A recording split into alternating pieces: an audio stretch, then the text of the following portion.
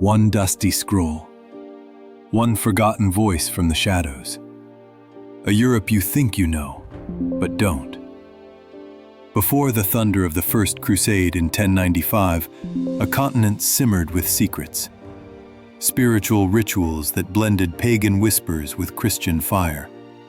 Daily struggles that forged unbreakable souls. And ideas so radical they could only bloom in silence. These are the scrolls of silence. The hidden stories of pre-Crusade Europe that history buried to make room for swords and banners. Uncover them with me now, and you'll see how faith wasn't born in battle. It was forged in the quiet before the storm. This is a story made to be heard. Let's unroll the parchment. Welcome back to Sacred Wars, the only channel that digs into the wars started by faith and traces their blood straight to the world we live in today. If you love history that grips like a thriller and haunts like a ghost story, you're home. Save this episode right now and send it to that one friend who thinks the Middle Ages were just knights and castles. This will blow their mind. And if you're new, subscribe and hit the bell. We're about to peel back the layers Europe hid from itself. Picture Europe in the centuries before 1095. Not the dark ages of endless gloom and ignorance that schools still peddle, but a vibrant, chaotic mosaic of peoples clawing their way toward light. Viking longships carve fjords in the north, while Moorish scholars light lamps in southern Spain. Slavic tribes push east into forests thick with ancient gods, and Frankish lords build stone keeps on Roman ruins.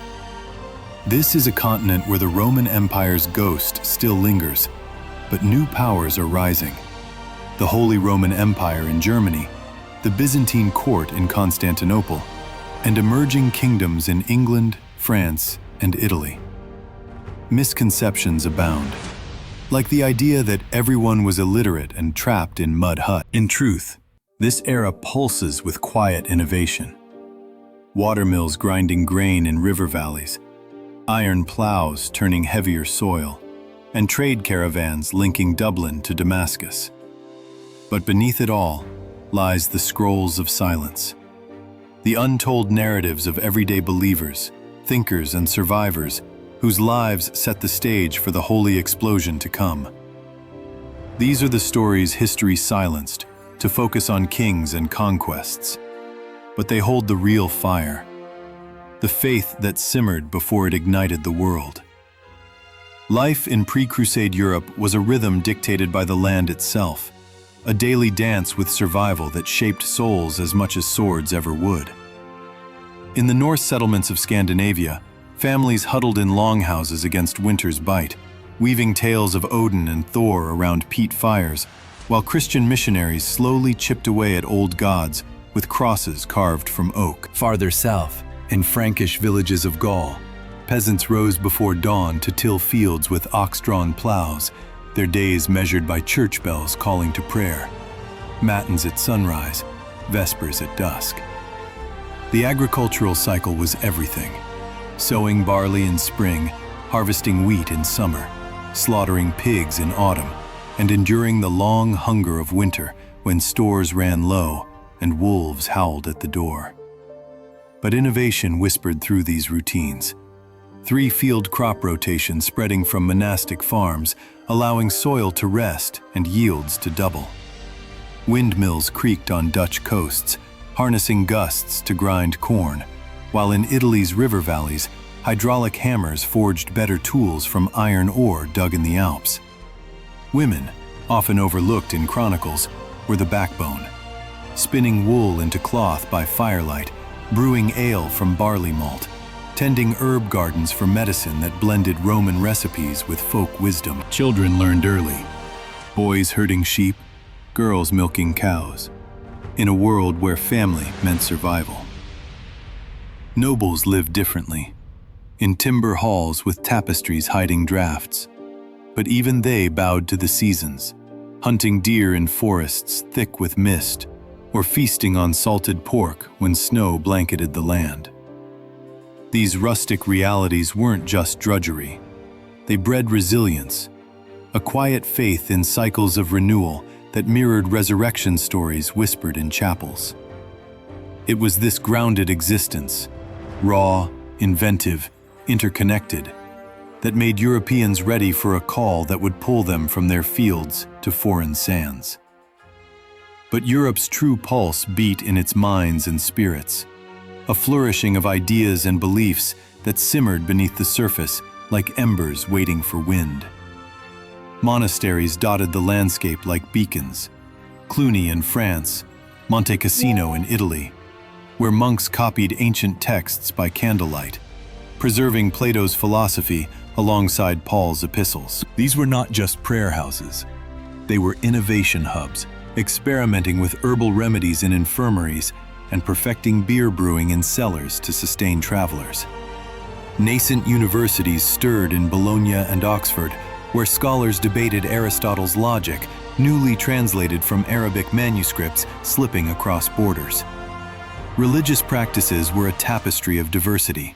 In Ireland, Celtic monks etched crosses on standing stones once sacred to Druids, blending old pagan rites with new Christian feasts.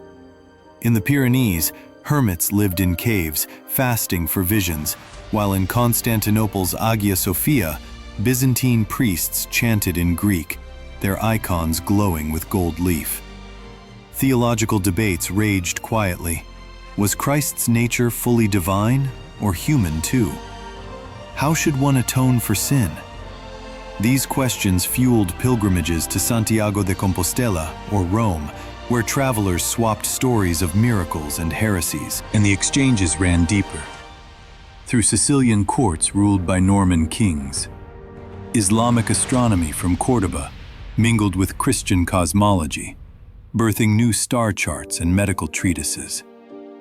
Jewish scholars in Toledo translated Avicenna's works, bridging worlds while facing whispers of exclusion. Pagan remnants lingered in the fringes, Slavic forests where spirits demanded offerings, or English villages where maypole dances echoed fertility gods. This intellectual and spiritual ferment wasn't chaos. It was the forge where faith grew complex, questioning, ready to harden into something unbreakable when the call came. Beyond the myths of isolation, pre-Crusade Europe was a web of movement, where trade and travel wove threads that would one day pull the continent into holy conflict. River routes like the Rhine and Danube carried amber from the Baltic to Mediterranean ports, swapping for spices from Byzantine markets. Overland caravans trudged through Alpine passes, laden with English wool bound for Flemish looms, while Venetian ships hugged coasts to Alexandria, bringing silk and secrets. Surprising journeys abound. Irish monks sailed to Iceland, planting crosses on volcanic shores. Viking traders reached Baghdad, trading furs for silver dirhams stamped with Arabic script.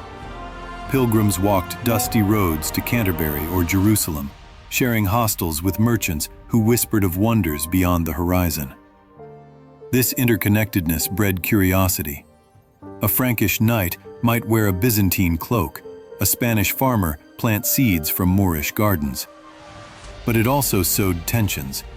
Border disputes simmered in the Balkans, where Byzantine emperors clashed with Bulgarian czars over Orthodox souls.